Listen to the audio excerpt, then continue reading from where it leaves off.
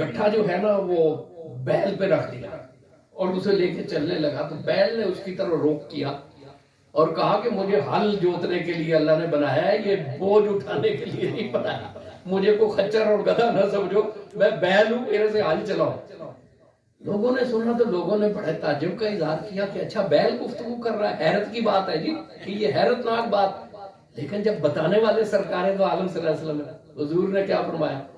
हुजूर ने फरमाया कि हाँ, अल्लाह रसूल तस्दीक करेंगे और अबू बकर और उमर इसकी तस्दीक करेंगे। ये अनहोनी सी बात है ना, लेकिन हुजूर ने खुद यकीन से कहा कि तुम्हें हैरत हो तो हो, जब मेरी जबान से निकल गया है तो अबू बकर को कोई हैरत नहीं है। अबू बकर से पूछ लो कि रसूलुल्लाह ने ये फरमाया, वो अबू बकर इसकी तस्दीक करेंगे। फिर हुजूर अकरम सल्लल्लाहु अलैहि वसल्लम ने इरशाद फरमाया कि एक भेड़िया जो है ना, वो भेड़ आया और भेड़ जो है वो गले से उठाकर ले गया। तो वो जो चरवाहा था उसने पीछा किया और उस भेड़िए से अपनी भेड़ वापस छीन ली। तो भेड़िए ने उसे कहा कि आज तो तुमने भेड़ छीन ली है, लेकिन कल कोई निगरानी करने वाला नहीं होगा और तुम्हारी बकरियां और भेड़ें अकेली होंगी और मैं उठा के ले जाऊंगा, उस वक्त कौन छुड़ाएगा? यानी कोई ईद का दिन होगा, किसी तुम त्योहार पे जाओगे, या नफसा नफसी का कोई दिन होगा और कोई भेड़िया तुम्हारी बकरी को ले जाएगा, तो तुम कैसे छुड़वाओगे? लोगों ने फिर हैरत का इजहार किया कि अच्छा भेड़िए ने इंसान की तरह कलाम किया। हुजूर ने फरमाया कि अबू बकर और उमर इसकी भी तस्दीक करेंगे। यानी कैसी भी हैरत अफजा बात हो, जब नबी पाक सल्लल्लाहु अलैहि वसल्लम की जबान से निकल गया है तो किसी और को हैरत हो, शक हो तो हो।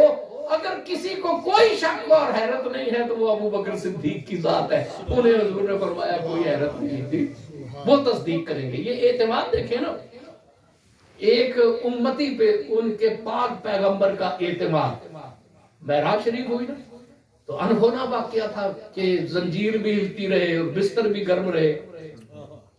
अबू जहल ने ये सुना तो उसने कहा कि अच्छा आज मौका है, इनके कदम में कभी लग्जिश नहीं होती। गया, दरवाजा खटकाया, अबू बकर बाहर आए, कहने लगा कि ऐसी बात क्या मुमकिन है कि कोई शख्स रात के एक लम्हे में चला जाए और बैतुल मक़दस से होकर आ जाए, उसे देख ले।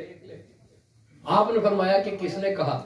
उन्होंने कहा तुम्हारे साहिब ये कहते हैं कि वो रात को बैतुल मक़दस से होकर आए हैं। हजरत अबू बकर सिद्दीक ने कहा कि अगर वो कहते हैं तो दुरुस्त कहते हैं, इसलिए कि मैं तो बड़ी बड़ी बातों में उनकी तस्दीक करता हूँ। मैं तो सुबह शाम इससे भी बड़ी बातों में उनकी तस्दीक करता हूँ। तो ये ईमान है। एक लम्हे का तसब्जुब भी अबू बकर सिद्दीक रजी अल्लाह ताला अन्हो को नबी करीम सल्लल्लाहु अलैहि वसल्लम की किसी बात में कभी भी नहीं। हुदैबिया का वाकया हुआ। हुदैबिया में हुजूर अकरम सल्लल्लाहु अलैहि वसल्लम चाहते हैं, आप इहराम बांध के तशरीफ लाए और आप चाहते थे कि उम्रा करें, लेकिन मक्का वालों ने मुज़ाहमत शुरू कर दी। मक्का वालों ने कहा कि हम आपको उम्रा नहीं करने देंगे। फिर एक हालात मुख्तलिफ पैदा हुए, तफसील की अब गुंजाइश नहीं थी, तो फिर ये निगोशिएशन शुरू हो गई, मुज़ाकरात शुरू हो गए। उर्वा बिन मसूद ने, सहल बिन अमर ने मुज़ाकरात शुरू किए। तो ये तय पाया कि इस साल नबी करीम सल्लल्लाहु अलैहि वसल्लम वापस तशरीफ ले जाएंगे और फिर अगले साल उम्रे के लिए आएंगे।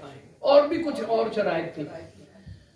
हजूर अकरम सल्लल्लाहु अलैहि वसल्लम ने अपने सहाबा को मशवरे की इजाजत दी हुई थी। क्यों? जब मशवरे की बड़ा शख्स इजाजत देता है ना, तो उसमें दो बातें होती है। एक तो ये कि छोटों की हौसला अफजाई होती है, और दूसरा ये कि छोटों को आदत पड़ती है कि वो भी मामलात में गौर व फिक्र करें। हजरत पीर करम शाह साहब फरमाते थे कि ये इसलिए सुन्नत है। एक तो हौसला अफजाई का पहलू है कि जब एक बड़ा शख्स कहता है कि मुझे मशवरा दो, तो छोटे का बड़ा खून बढ़ जाता है, उसका एतमाद बढ़ जाता है कि मुझे भी मेरे वालिद ने, मेरे उस्ताद ने, पीरो मुर्शद ने, मेरे इमाम ने इस काबिल समझा कि मुझसे मशवरा कर रहा है। और दूसरा ये है कि फिर उसमें गौर व फिक्र की आदत पैदा होती है, फिर वो मामलात में सोचता है, वो भी फिर अपने इखलास का इजहार करता है। तो नबी करीम सल्लल्लाहु अलैहि वसल्लम को कि ये सुन्नत है मशवरा करना। शामिल हुम फिर अम्र, یہ اللہ نے قرآن میں حکم دیا ہے کہ آپ مشورہ کیا کریں. ہم لوگ اگر مشورہ کر لیں تو کوئی اس کو اپنی حد تک نہ سمجھے. ہماری جو سوسائٹی ہے نا اس میں بڑی انا ہے. لوگ بڑی توہین سمجھتے ہیں کہ کسی سے مشورہ کر لیا جائے, کسی سے کوئی پوچھ لیا جائے. تو یہ اللہ کا حکم ہے, اور رسول اللہ صلی اللہ علیہ وسلم نے جب مشورہ کیا تو میاں کسی کو اس میں الجھنے کی کیا ضرورت ہے. تو حضور اکرم صلی اللہ علیہ وسلم اجازت دیا کرتے ہیں. حضرت عمر کو اجازت دی. حضرت عمر نے عرض کی کہ یا رسول اللہ اس پر آپ صلح نہ کریں. انہیں محسوس یہ ہوا کہ مسلمان شاید کمزور پڑ کے صلح کر رہے ہیں. انہوں نے عرض کی یا رسول اللہ ہم کوئی کمزور ہیں, ہم تو اپنے اندر ایک حمیت غیرت رکھتے ہیں, ہم دین کے لیے مرنے مارنے کا جذبہ رکھتے ہیں, ہمیں کیا ضرورت ہے کہ کمزور پڑ کر صلح کریں. نبی کریم صلی اللہ علیہ وسلم سے, اور پھر آپ نے فرمایا تھا کہ ہم حرم کا طواف کریں گے.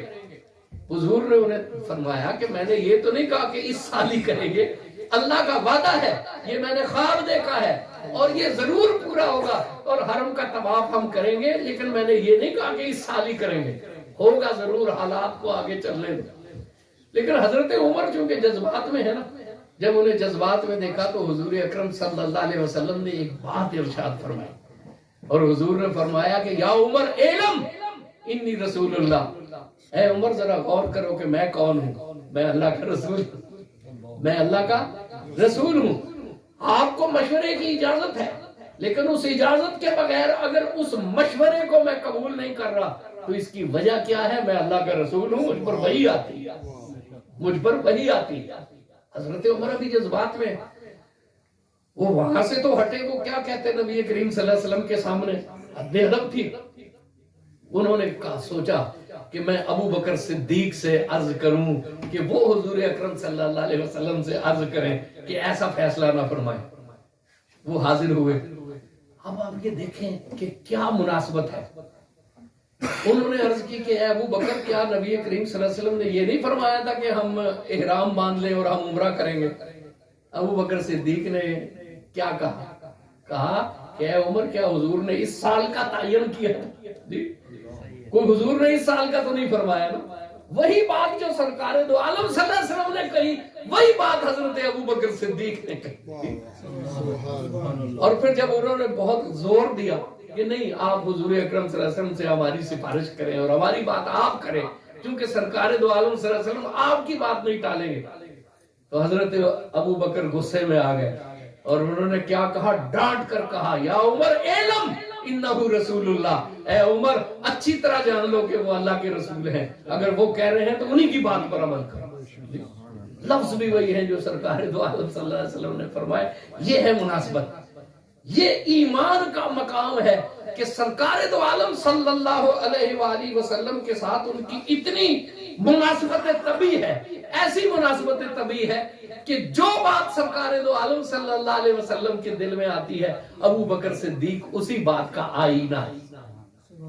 حضور کا وصال پاک جب ہوا, اس سے پہلے حضور نے لشکر اسامہ کو تیار کیا. اسامہ حضور کے بڑے چہیتے تھے اور اس وقت ان کی عمر 17 سال تھی. بڑے بڑے اکابر صحابہ کو انہوں نے کہا کہ اس لشکر میں جاؤ اور ان کی قیادت میں جاؤ. اس میں بھی کیا ہے کہ غزوہ موتا میں حضور نے ایک وفد بھیجا, اس کے سربراہ تھے زید بن حارثہ, جو حضرت اسامہ بن زید کے والد ہیں. تو اب حضور اکرم صلی اللہ علیہ وسلم جو دوسرا لشکر اسی مقام پر بھیج رہے ہیں, گویا کہ اس حملے کا بدلہ لینے کے لیے بھیج رہے ہیں. حضور کسی کو منصب سے محروم نہیں کرتے تھے, اس لیے آپ نے اسامہ بن زید کو اس کا سربراہ بنایا کہ والد کی جگہ یہ سربراہ ہو. اب سب نے تیاری شروع کی. اتنے میں سرکار دو عالم صلی اللہ علیہ وسلم کی صحت مبارکہ میں تغیر ہوا, حضور نے پردہ فرما لیا. حضرت ابو بکر صدیق جب نائب رسول ہوئے تو آپ نے خلافت سنبھالنے کے بعد پہلا اعلان یہ کیا کہ لشکر اسامہ تیاری کرے, اور کوئی بھی شخص جسے اسامہ کے لشکر میں حضور نے شامل کیا ہے وہ باہر نہ رہے, مدینہ میں نہ رہے, سارے جو ہے وہ لشکرگاہ میں پہنچے. سراسین کی پھیل گئی تھی اس حالت میں, جبکہ گرد و نواح کے قبائل بھی کچھ باغی ہو رہے ہیں, اور عرب کے بعض وحشی قبائل جو ہیں وہ سوچ رہے ہیں کہ ہم مدینہ پہ حملہ کریں. کچھ لوگوں نے اعلان کر دیا ہے کہ ہم زکوٰۃ نہیں دیں گے, کچھ لوگ مرتد ہو رہے ہیں. تو ایسے حالت میں کیا اتنا بڑا لشکر بھیجنا جو ہے وہ ضروری ہے؟ حضرت ابو بکر صدیق کی خدمت میں حضرت فاروق اعظم کو بھیجا گیا. انہوں نے سفارش کی کہ اس حالات میں لشکر نہ بھیجیں. حضرت ابو بکر صدیق نے کہا کہ جس لشکر کو حضور نے جانے کا حکم دیا ہے نا، ابو بکر کون ہے کہ اس لشکر کو روک سکے؟ میں سرکار کی بات پہ منو عمل کروں. آپ نے 2 ٹوک رائے دے دی، فیٹو کیا اسے. پھر حضرت عمر نے عرض کی کہ پھر ایسا کریں کہ اسامہ کی جگہ کسی سینئر شخص کو امیر بنا دیں. وہ تو سرکار نے امیر بنایا نا، کسی کو مجال دم زدن نہیں تھی. اب ہو سکتا ہے کچھ لوگ اعتراض کریں، کوئی قبیلوں کے سردار جنہیں آپ باہر سے بلائیں گے، ہو سکتا ہے وہ جھجک محسوس کریں گے یہ تو بالکل جوان ہے. حضرت ابو بکر صدیق نے کہا جسے سرکار نے سردار بنا دیا میں اسے معزول بھی نہیں کر سکتا. حضرت عمر نے ذرا زور دیا. ایک ایسی بات ابو بکر صدیق نے کی. حضرت عمر کا ہم سب کے ذہنوں میں ایک تاثر ہے. حضرت عمر کی شخصیت سے ہر مسلمان واقف ہے. ذرا اس شخصیت کو ذہن میں لاؤ اور پھر سوچو کہ ابو بکر صدیق نے کیا کہہ دیا. آپ نے حضرت عمر رضی اللہ عنہ کا گریبان پکڑ کے جھنجھوڑا اور کہا اے عمر، یا عمر جبار فی الجاہلیہ و جبان فی الاسلام. اے عمر، کیا تم زمانہ جاہلیت میں بڑے تگڑے تھے اور اسلام لا کر بزدل ہو گئے ہو کہ ڈر رہے ہو کہ کیا ہو جائے گا؟ عمر کو یہ کہنا، حضرت عمر رضی اللہ عنہ کو یہ کہنا، ابو بکر صدیق جیسی جمالی شخصیت کا اور رحم دل شخصیت کا. حضور نے کیا فرمایا؟ میری امت کے لیے سب سے رحم دل میری امت میں کون ہے؟ ابو بکر صدیق، جو سب سے رحم دل شخص ہے جی. اس کا لیکن جب بات آئی نا دین کی، جب بات آئی نا جناب رسالت میں آپ صلی اللہ علیہ وسلم کے فرمان پہ عمل کرنے کی، تو پھر اس وقت ابو بکر صدیق عمر فاروق سے بھی زیادہ تھا. اور عمر کو جھنجھوڑ کر کہہ رہے ہیں کیا؟ جبارن فی الجاہلیہ و جبان فی الاسلام. لفظ دیکھو کیسے باجلال لفظ ہے اور کتنے پرزور لفظ ہے. اور کہیں کسے جا رہے ہیں؟